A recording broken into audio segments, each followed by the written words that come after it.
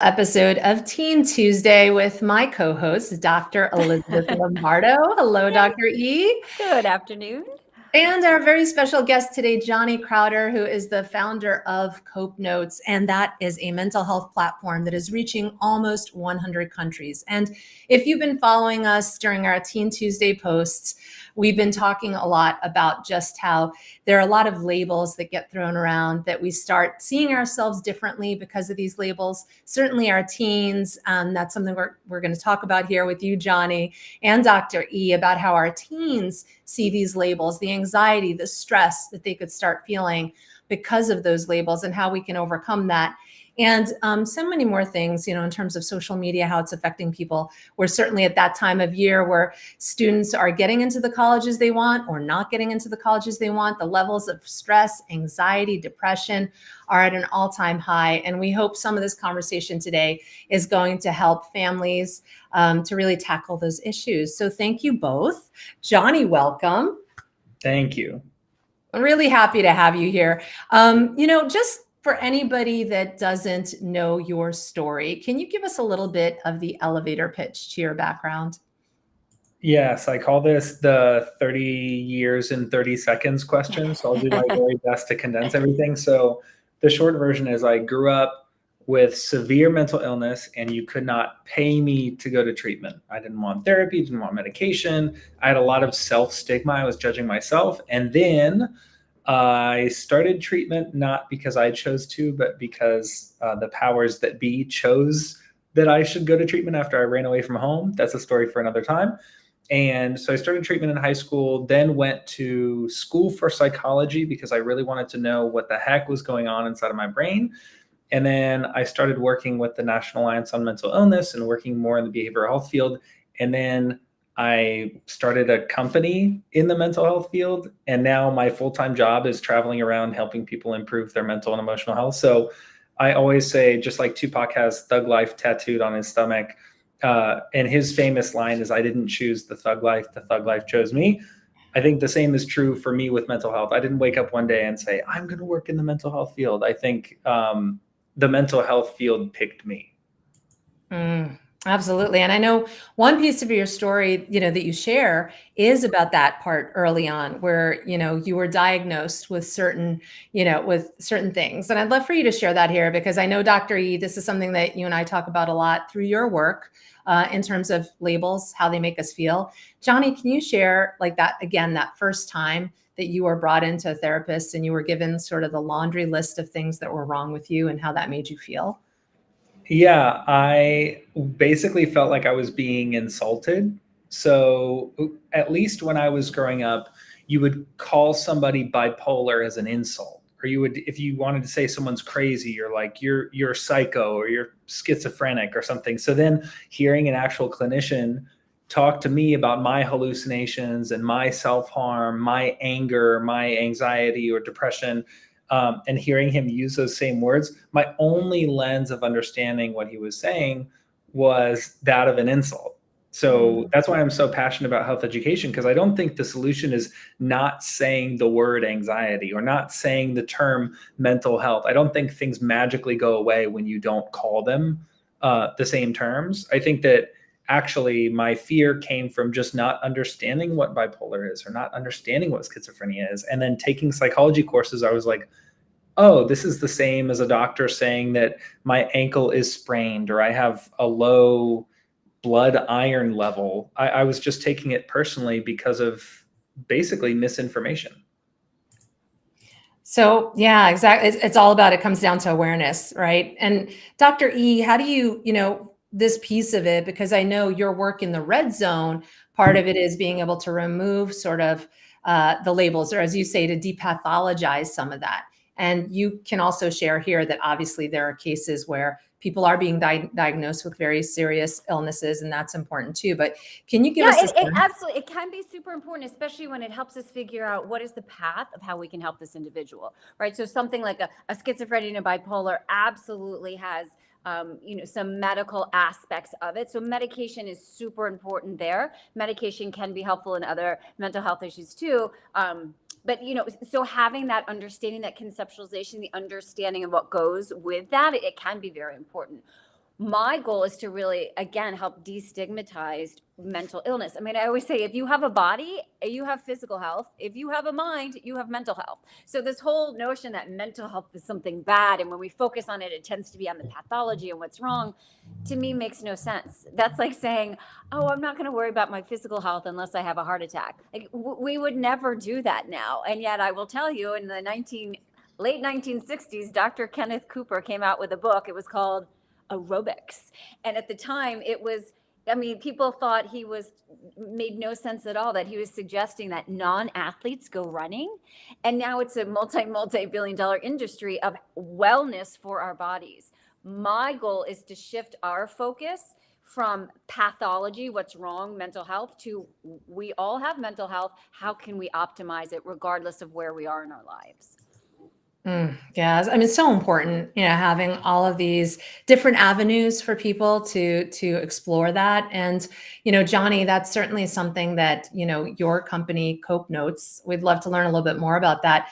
Again, reaching almost 100 countries, and really giving a lot of important guidance to a lot of people in need. Can you share a little bit more about sort of the catalyst to starting it and where you are today? Yeah, so first of all, I'm always very transparent with people. I didn't set out to start a company, but I did set out to build something. So I guess that part worked out, but I never planned on it becoming a company. And really the whole idea was, if you think about therapy, it's, at least for me, it was 1 hour per week. So it was like I would save up all of my stressors and thoughts and ideas and questions through this 6-day and 23-hour period. And then in 1 hour, I would try to cram as much learning and progress as possible into my hour with a therapist. And then I would go back out into the world and spend 6 days and 23 hours again out trying to implement everything that I learned. And I think, we would never do that with anything else. Like, it's not like we don't eat any vegetables during the week, and then every Saturday we eat like 3.5 pounds of green beans. Like, obviously that doesn't make any sense. We would eat a little bit of vegetables every day. And I wanted to take the clinical learnings, the benefits from going to therapy, for example, and chopping those up into bite-sized pieces and delivering them in non-clinical settings. Because I know a lot of people who either don't have money for therapy, don't have time for therapy because their schedule is wacky, or aren't comfortable seeing somebody. They don't think that their symptoms are severe enough to justify getting help from somebody. So there are all of these groups of people, of which I have been a part of for many a year of my life. And I wanted to build something that could basically provide small doses of mental health support throughout the week. So now what we do today is we send randomly timed text messages that contain health education content. So think psychology facts, journaling prompts, exercises, stuff like that. And the messages are written by peers with lived experience and reviewed by clinicians, and they're delivered at random times, which, this is the coolest part, interrupts negative thought patterns and trains the brain to form new neural pathways associated with positive thought. I love that. I mean, I'm sure Dr. E, you must be like, that's hitting all the right bells and whistles for you too, in this work that you've been doing as well. Yeah, I mean, because the whole goal is to rewire our brains, right? Is to learn the skills of how to make this work for instead of against you. And here's the thing, I know I'm a psychologist, but our brains, our minds are the number one source of success in our lives, regardless of how you define success, whether it's work or relationship, health.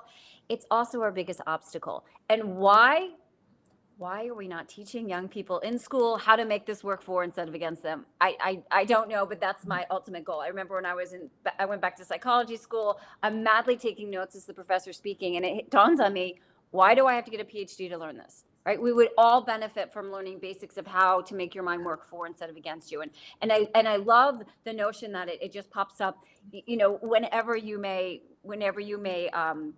need it, you aren't even aware of it, and that's wonderful. And again, the goal is to start to rewire your brain so that this type of thinking is more helpful for you. You bring up such a great point, Elizabeth, and I'd love to hear too what you think, Johnny. If we could redo education today, where would mental health fit in there? It's social studies, it's English, it's mental health. Johnny, how would you kind of rework it? Yeah, ideally there would be a standalone class that is like about learning about your brain and mental and emotional health in general. But I also think, like you said, there's parts of it in all of the other classes. So I think about English specifically, the way that we word things. I will actually stop myself. For example, I don't use the word, the opposite of love, the H word. I don't say that word. I haven't said it in a long time. I also don't say curse words, which a lot of people think is funny because I have a face tattoo and I'm in a metal band. But I'm very careful about the words that I use because I know that they affect me and the people around me. And it's like, that's just one example of how I think not only would I want there to be a standalone health class where everybody's learning about their body and brains, but then also there's mental and emotional health components in all of the other classes. So you can learn, this is what we used to think was healthy. Just like you learn, people used to not wear seatbelts. People used to, like doctors used to smoke cigarettes. So with their patients. I think that's like part of the history component is like, this is what we used to think is true. This is what we're learning is true. And this is what we hope we'll learn in the future. Yeah. Dr. E, what do you think in terms of how would you have it set up for education? No, I agree. A standalone class would be great, as well as incorporating into every single class. I mean, there was an interesting study where they asked young people before a math test, and I'm telling you, math and chemistry are the two that tend to put my clients in the red zone. So it was right before a math test, randomly assigned the students. Half of them, they said, just think about what you did yesterday. And the other half were told to think about a really happy time when they were maybe with their friends on vacation, enjoying themselves. And then they took the test. And as you can probably imagine, the kiddos who thought about something positive actually did better on their test. That's something that we could be applying in every single test for every single kiddo. You know what I mean? So these little, I don't know if we'll call them tips and tricks or just strategies to understand that when we can get out of that red zone, when we can get out of that place of stress, which maybe is happening before a math test, when we prime our brain for more positivity, our mental functioning actually improves. I love that. It makes me think of, again, some of this stuff, and do you both agree, can be common sense to a certain degree, but when it becomes common practice, that's truly when change happens. Is that something that resonates with you, Johnny? Well, it's kind of embarrassing how little I knew about anything related to mental health until I actually went to treatment and took psychology classes. And I think while some of it is common sense, like, punching a hole in the wall won't make you feel better. Like, I don't think that's rocket science, but I think there's a lot of things that we would hope to be common sense that just aren't. Like, if you quizzed any of my friends, and so I'm 31, I have a lot of friends who are just kind of like normal guys. I wouldn't consider myself to be very normal, but I have some normal friends, and I'll ask them about something related to mental and emotional health. They don't really have experience with it. They haven't thought deeply about it. But then somebody else will ask them about a fantasy football stat, and they will know everything. They'll know everything. So it's like, I think we'd like to live in a world where this is common knowledge, but the average person on the street has far more exposure to what the Kardashians bought at the grocery store. So they're actually experts in other things. And I just think it'd be great to breed a whole generation of people who are experts in their own brain and body. Yeah. And in their own brain and body in ways that are helpful. I mean, we know that a lot of young people who are so overwhelmed right now, what do? They get on the internet to find out how to help themselves. And what do they learn? How to self-harm, cut without other people seeing it, how to develop an eating disorder. I mean, I think a lot of, especially young people they're so hungry to feel better, but we're not giving them the information that's accurate and helpful.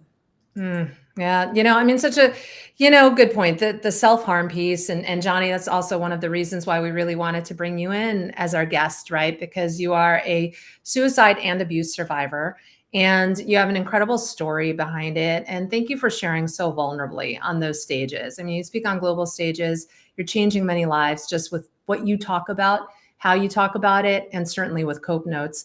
But to just give, people a sense here, I'd love for you to share the story about your life and death sort of experience that kind of changed things for you, and what it made you say. The quote that I said that I love from you the most is, "I wanted to kill someone I never even met."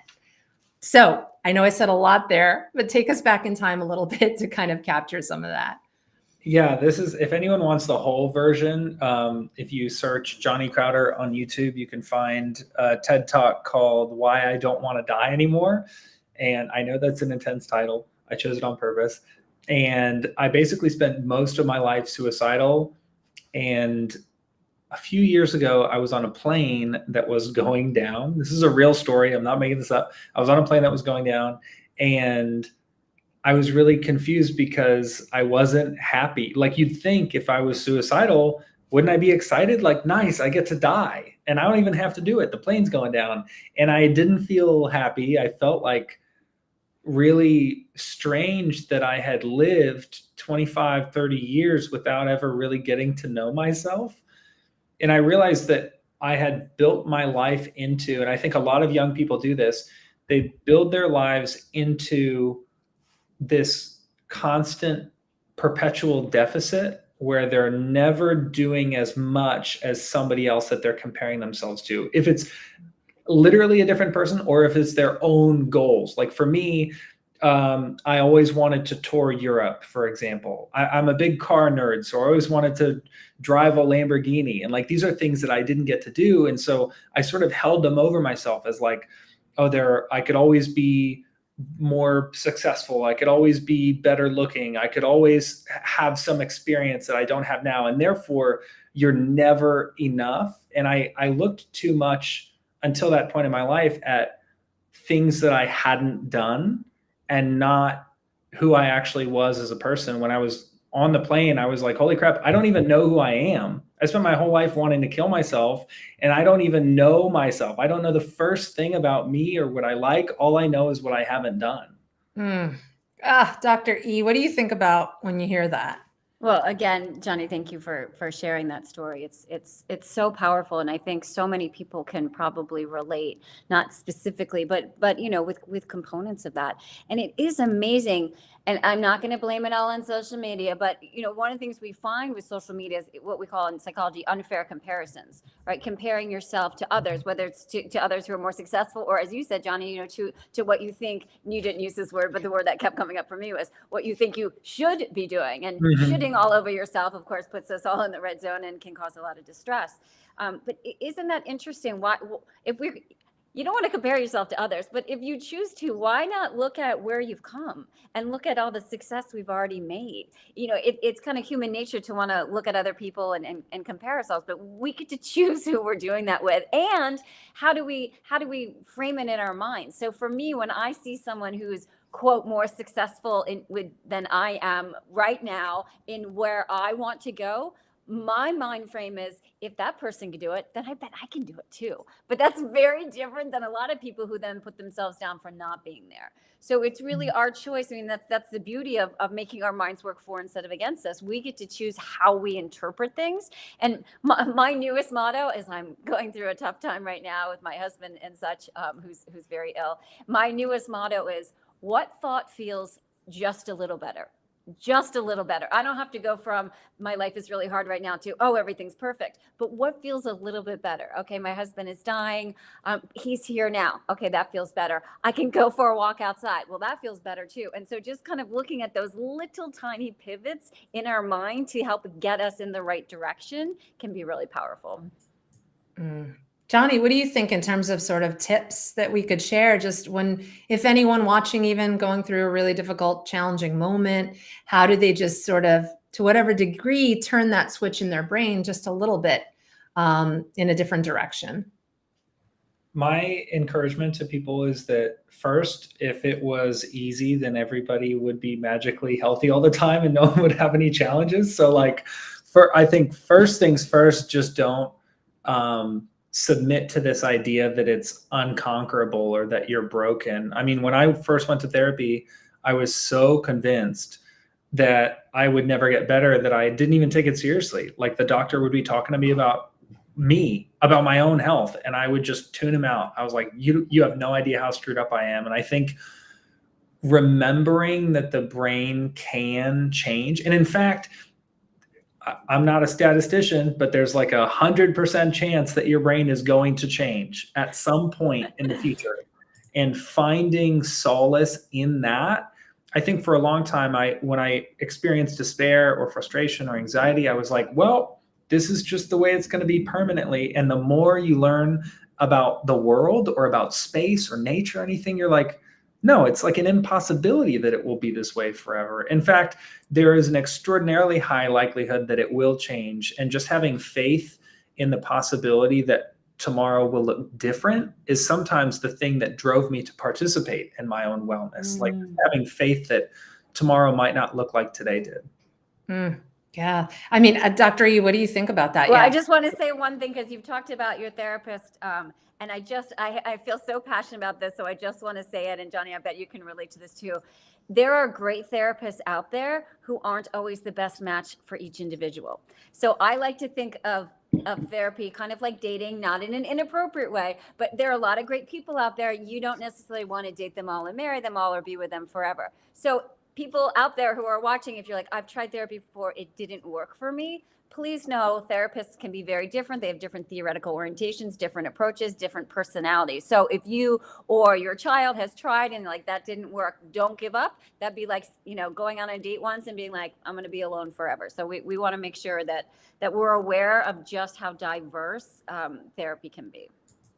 Absolutely. And I know I want to be mindful of both of your time, but definitely want to give each of you an opportunity to, again, a big part of this conversation today was also about, self-harm. And as you said, Elizabeth, we're seeing a lot of young people going to different social media platforms, trying to find healing methodologies that are not so healing and are very dangerous in many cases. So I'd love for each of you to just share, again, how can we help our young people? How can any parents at home or anyone who's a caregiver to a young person handle this differently? And Elizabeth, if you could start.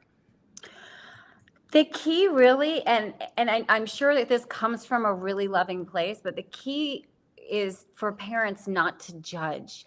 And parents may hear that and say, I'm not judging. Remember, a teen brain processes information differently. When teens look at pictures of faces, facial expressions, and parents look at the same pictures, parents see concern, love, and worry. Teens see judgment, condescension, and thinking bad things. So be aware of how you are approaching your teen. Most young people are very embarrassed about their self-harm. So they're dealing with it. They're trying to get help from it, because feeling the physical pain feels better, at least initially, than the emotional pain. But realize that there's so much judgment and shame and guilt that they are experiencing. So approaching this from a very loving, a very understanding, a very supportive way is absolutely vital to getting your teen the help that they need. And Johnny, what are some of your thoughts there? Yeah, I remember, no shade to my mom, but this was hard for her to go through. And I remember there was a breakfast. We were sitting at the breakfast table after one of my attempts on my own life. We're sitting at the breakfast table. And I remember her saying, so can you change the video back so I can see your faces when I tell you this? Oh yeah, absolutely. I have to see your face. Yeah. So my mom goes, so have you thought any more about killing yourself lately? That was like her opening line. And I was like, and you know what I did? I lied. I was like, nope. And then I got up and brushed my teeth and went to school, because I couldn't go straight from not talking about anything straight into a really serious conversation. It was like jumping from a hot tub into an ice bath. Like my body couldn't handle it. So what I would encourage any and all parents to do is to warm that conversation up with talking about anything else. Like if my mom had said, I'm a big fan of heavy metal and hardcore music, and if my mom was like, are there any concerts coming up that you're excited about? I might have been like, yeah, there's one coming up on Friday. And maybe I don't give her much. And then she's like, oh, who's playing? I'm like, oh, Despised Icon. Oh, where are they from? Oh, they're from Montreal. And then she's like, don't you have a despised icon shirt? Yeah, I do have a despised icon shirt. And she's like, well, did they just put out a record, or are they planning on putting out a record soon? Like, who are they touring with? And then I start showing a little more of myself, feeling like my mom cares about me, because that's what's getting lost in translation. The question, have you thought any more about it, makes me feel like I'm in trouble. Like there's some kind of punishment that I should feel bad. But if I'm reminded that my mom cares about me, which she knows to be true, that's why she's asking.